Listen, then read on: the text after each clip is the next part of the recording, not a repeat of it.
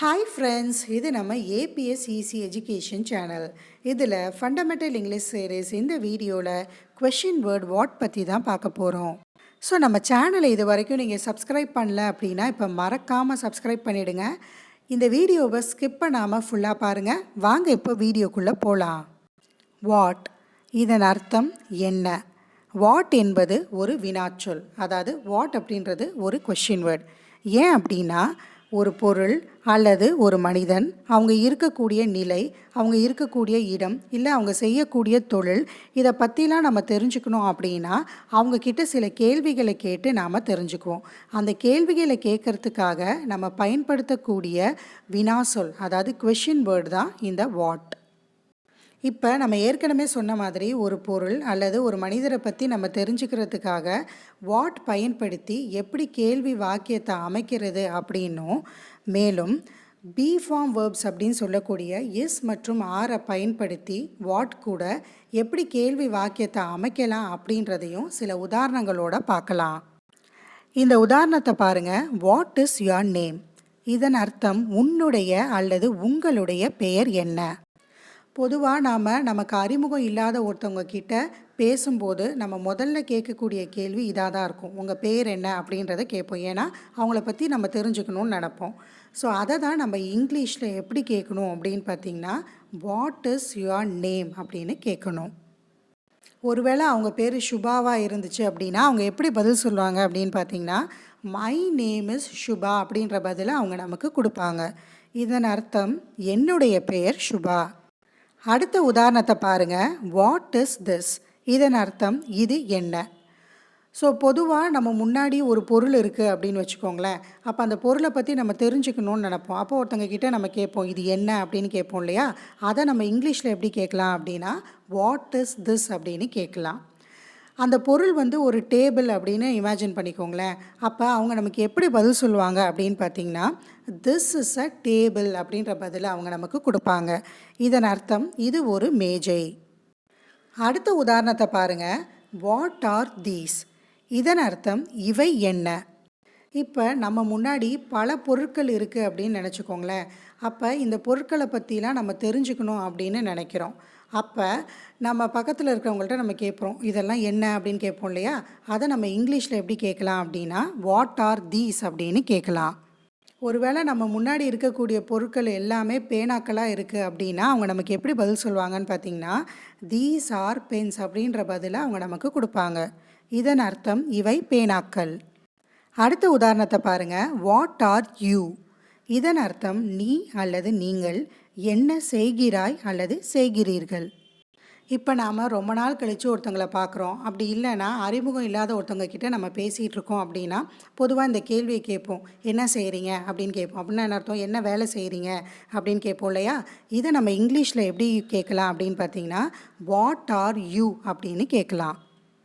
ஒருவேளை அந்த நபர் டீச்சராக இருந்தாங்க அப்படின்னா அவங்க நமக்கு எப்படி பதில் கொடுப்பாங்கன்னு பார்த்தீங்கன்னா ஐ ஆம் அ டீச்சர் அப்படின்ற பதிலை அவங்க நமக்கு சொல்லுவாங்க. இதன் அர்த்தம் நான் ஒரு ஆசிரியர். அடுத்த உதாரணத்தை பாருங்கள். What is he? இதன் அர்த்தம் அவன் அல்லது அவர் என்னவாக இருக்கிறான் அல்லது இருக்கிறார். இந்த கேள்வியை பொதுவாக நாம் ஒரு மூன்றாவது நபரை பற்றி தெரிஞ்சுக்கணும், அவங்க ஒரு ஆண் அப்படின்னு நம்ம வச்சுக்கலாம். அவங்கள பற்றி நம்ம தெரிஞ்சுக்கணும் அப்படின்னு நினைக்கும்போது நம்ம எப்படி கேட்போம்? அவங்க என்ன செய்கிறாங்க, என்ன வேலை செய்கிறாங்க அப்படின்னு கேட்போம் இல்லையா?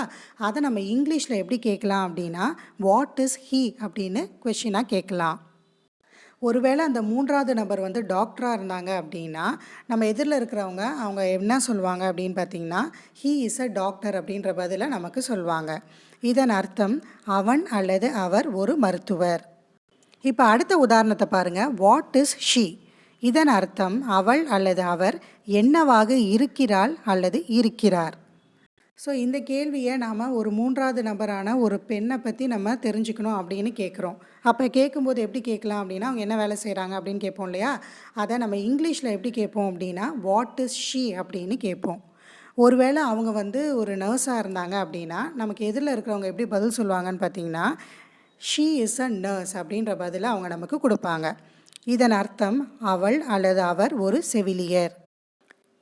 இப்போ இந்த உதாரணத்தை பாருங்கள். வாட் ஆர் தே? இதன் அர்த்தம் அவர்கள் என்ன செய்கிறார்கள். இந்த கேள்வியை மூன்றாவது நபர்கள், அதாவது ஒன்றுக்கும் மேற்பட்ட மூன்றாவது நபர்கள் என்ன வேலை செய்கிறாங்க அப்படின்றத பற்றி நம்ம தெரிஞ்சுக்கணும் அப்படின்னா இந்த கேள்வியை நாம் கேட்போம். இதை இங்கிலீஷில் நம்ம எப்படி கேட்குறோம் அப்படின்னா வாட் ஆர் தே அப்படின்னு கேட்குறோம். ஒருவேளை அந்த மூன்றாவது நபர்கள் எல்லாம் தொழிலாளர்கள் அப்படின்னா நம்ம எதிரில் இருக்கிறவங்க நமக்கு எப்படி பதில் கொடுப்பாங்க அப்படின்னு பார்த்தீங்கன்னா தே ஆர் ஒர்க்கர்ஸ் அப்படின்ற பதிலை நமக்கு கொடுப்பாங்க. இதன் அர்த்தம் அவர்கள் தொழிலாளர்கள். இப்போ டூ மற்றும் டஸ் பயன்படுத்தி வாட் அப்படின்ற வினா சொல்லுக்கு கேள்வி வாக்கியங்களை எப்படி அமைக்கலாம் அப்படின்றத சில உதாரணங்களோட பார்க்கலாம். இந்த உதாரணத்தை பாருங்க. What do you do? இதன் அர்த்தம் நீ என்ன செய்கிறாய். நமக்கு ஏற்கனவே தெரியும் டூ அப்படின்றது ஒருத்தங்க செய்யக்கூடிய செயலை குறிக்கிறது. இந்த கேள்வியை நம்ம எதிரில் இருக்கிறவங்கள்ட்ட கேட்கும்போது அவங்க நமக்கு எப்படி பதில் சொல்கிறாங்க அப்படின்னு பார்த்தீங்கன்னா ஐ ஒர்க் அப்படின்ற பதிலை அவங்க நமக்கு கொடுக்குறாங்க. இதன் அர்த்தம் நான் வேலை செய்கிறேன், அவங்க வேலை செஞ்சிட்ருக்காங்க அப்படின்றத சொல்கிறாங்க. அப்படி இல்லைன்னா ஐ டூ ஒர்க் அப்படின்ற பதிலையும் அவங்க நமக்கு கொடுக்கலாம். இதன் அர்த்தம் நான் வேலை தான் செய்கிறேன். இப்போ இந்த உதாரணத்தை பாருங்கள். What do you want? இதன் அர்த்தம் உனக்கு என்ன வேண்டும். அதாவது நம்மக்கிட்ட யாராவது ஒருத்தவங்க வந்து ஏதாவது கேட்க வராங்க அப்படின்னா நம்ம கேட்குற முதல் கேள்வியே இதாக தான் இருக்கும், என்ன வேணும் அப்படின்னு கேட்போம் இல்லையா. இதை நம்ம இங்கிலீஷில் எப்படி கேட்குறோம் அப்படின்னா வாட் டு யூ வாண்ட். ஒருவேளை அவங்க நம்மக்கிட்ட இருக்கிற பெட்டியை கேட்க வந்திருக்காங்க அப்படின்னு வச்சுக்கலாம். அப்போ அவங்க நமக்கு எப்படி பதில் சொல்லுவாங்க அப்படின்னா ஐ வாண்ட் திஸ் பாக்ஸ் அப்படின்ற பதிலை அவங்க நமக்கு கொடுப்பாங்க. இதன் அர்த்தம் எனக்கு இந்த பெட்டி வேண்டும். அடுத்த உதாரணத்தை பாருங்கள். What does he do? இதன் அர்த்தம் அவர் என்ன செய்கிறார். ஒரு மூன்றாவது நபரான ஆண் அவர் என்ன செயல் செஞ்சுக்கிட்டு இருக்காரு அப்படின்றத நம்ம தெரிஞ்சுக்கணும்னு நினச்சோம்னா இந்த கேள்வியை நம்ம கேட்போம், அவர் என்ன செய்கிறாரு அப்படின்னு கேட்போம் இல்லையா. ஸோ இதை வந்து நம்ம இங்கிலீஷில் எப்படி கேட்குறோம் அப்படின்னா வாட் டஸ் ஹீ டூ அப்படின்னு கேட்குறோம். ஒருவேளை அவர் படிச்சுக்கிட்டு இருந்தார் அப்படின்னா நமக்கு நம்மளோட எதிரில் இருக்கிறவங்க எப்படி பதில் சொல்லுவாங்கன்னா ஹீ ரீட்ஸ் அப்படின்ற பதில் அவங்க நமக்கு கொடுப்பாங்க. ஏன்னா ரீட்ஸ் அப்படின்றது என்ன, ஒரு செயல் தானே. இதனுடைய அர்த்தம் அவர் படிக்கிறார். அடுத்த உதாரணத்தை பாருங்கள். What does she do? இதன் அர்த்தம் அவள் என்ன செய்கிறாள். ஒரு மூன்றாவது நபரான பெண் வந்து என்ன செஞ்சுக்கிட்டு இருக்காங்க அப்படின்றத நம்ம கேட்கணுன்னா, அதாவது என்ன செயலை வந்து செஞ்சிட்ருக்காங்க அப்படின்றத நம்ம கேட்கணுன்னா அவங்க என்ன செய்கிறாங்க அப்படின்னு கேட்போம் இல்லையா தமிழில். அதே மாதிரி இதை இங்கிலீஷில் எப்படி சொல்லலாம் அப்படின்னா வாட் டஸ் ஷீ டூ அப்படின்னு சொல்லலாம். ஒருவேளை அந்த பெண் வந்து விளையாண்டுட்டு இருக்காங்க அப்படின்னா நமக்கு எதிரில் இருக்கிறவங்க நமக்கு எப்படி பதில் சொல்லுவாங்கன்னு பார்த்தீங்கன்னா ஷீ பிளேஸ் அப்படின்ற பதிலை கொடுப்பாங்க. ஏன்னா ப்ளே அப்படின்றது என்ன, விளையாடுறது, அது வந்து ஒரு செயல் தானே. ஸோ இதை நம்ம தமிழ் எப்படி சொல்வோம் அப்படின்னா அவள் விளையாடுகிறாள். அடுத்த உதாரணத்தை பாருங்கள். What does it do? இதன் அர்த்தம் அது என்ன செய்கிறது. ஏதாவது ஒரு விலங்கு என்ன செயலை செஞ்சிட்ருக்கு அப்படின்றத கேட்குறதுக்காக தான் நம்ம இந்த கேள்வியை கேட்போம். அது என்ன செய்யுது அப்படின்னு கேட்குறோம் இல்லையா.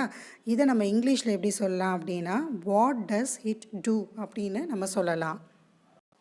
ஒருவேளை அந்த விலங்கு வந்து குதிச்சுக்கிட்டு இருக்கு அப்படின்னு வச்சுக்கலாம். அப்போ நம்ம எதிரில் இருக்கவங்க நமக்கு எப்படி பதில் சொல்லுவாங்கன்னா இட் ஜம்ப்ஸ் அப்படின்ற பதிலை சொல்லுவாங்க. ஏன்னா ஜம்ப் அப்படின்றது என்ன, ஒரு செயல் தானே. இதன் அர்த்தம் அது குதிக்கிறது. இப்போ இந்த உதாரணத்தை பாருங்கள். What do they do? இதன் அர்த்தம் அவர்கள் என்ன செய்கிறார்கள். ஒன்றுக்கும் மேற்பட்டவங்க என்ன செயலை செஞ்சிட்ருக்காங்க அப்படின்றத நம்ம தெரிஞ்சுக்கிறதுக்காக தான் இந்த கேள்வியை கேட்போம். இதை வந்து நம்ம இங்கிலீஷில் எப்படி கேட்குறோம் அப்படின்னா வாட் டூ தே டூ அப்படின்னு கேட்குறோம். நம்ம எதிரில் இருக்கிறவங்க என்ன பதில் நமக்கு கொடுப்பாங்கன்னா, ஒருவேளை அவங்கெல்லாம் வேலை ஏதாவது செஞ்சுக்கிட்டு இருந்தாங்கன்னா தே ஒர்க் அப்படின்ற பதிலை நம்மளோட எதிரில் இருக்கிறவங்க நமக்கு கொடுப்பாங்க. இதன் அர்த்தம் அவர்கள் வேலை செய்கிறார்கள். இப்போ சில முக்கியமான குறிப்புகளை பார்க்கலாம். ஒருத்தவங்களுடைய பெயர், அவங்க செய்யக்கூடிய தொழில் மற்றும் அவங்களுடைய நிலை, அது எல்லாத்தையும் நம்ம தெரிஞ்சுக்கிறதுக்கு வாட் அப்படின்ற வினா சொல் வந்து நமக்கு உதவுது. மேலும் வாட் பயன்படுத்தின கேள்வி வாக்கியங்களை நம்ம அமைக்கும்போது கட்டாயமாக கேள்விக்குரிய வாக்கியத்தின் இறுதியில் பயன்படுத்தணும். அப்போ தான் அது கேள்வி வாக்கியமாக அமையும். ஓகே ஃப்ரெண்ட்ஸ், இந்த மாதிரியான இன்ஃபர்மேட்டிவ் வீடியோஸ்க்கு தொடர்ந்து நம்ம சேனலை பாருங்கள். மறக்காமல் சப்ஸ்கிரைப் பண்ணிவிடுங்க. தேங்க்யூ.